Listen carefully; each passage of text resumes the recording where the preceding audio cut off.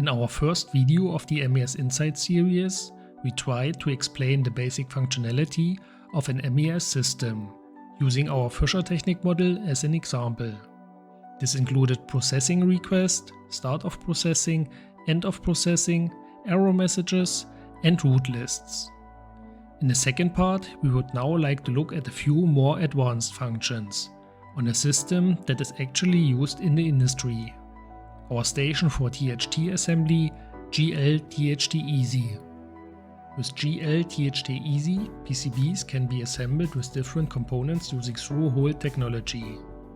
With the processing request, the station sends the type for which it is currently set up. MES knows the type of the new workpiece and informs the station whether it has to do a changeover or not. In the changeover telegram, information about the old and new product type is transmitted. The response from MES contains more detailed information about the new type, including tools and materials which are to be used.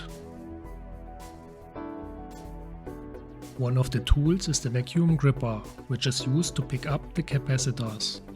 This wears out over time, which is why each pick of a capacitor is reported to the MES at the end of processing.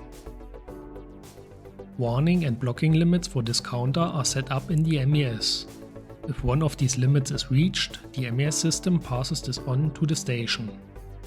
When the warning limit is reached, the station must inform the user that the vacuum gripper must be replaced soon.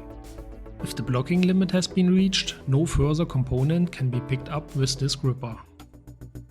With a tool change, the MES is informed that the new gripper has been mounted.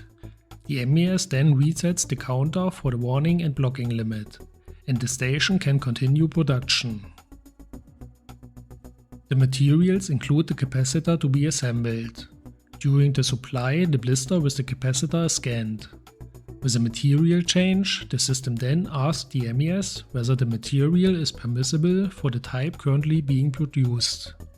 The answer contains more detailed information about the material and whether the material is released or blocked by the system. Information regarding tools and materials can be accessed at any time via the web portal. For example, the warning and blocking limits of the tool can be viewed, as well as the current value of the counter. You would like to learn more about MES or need support with your MES topics? Get in touch with us. GLAUB, we ensure manufacturing sites.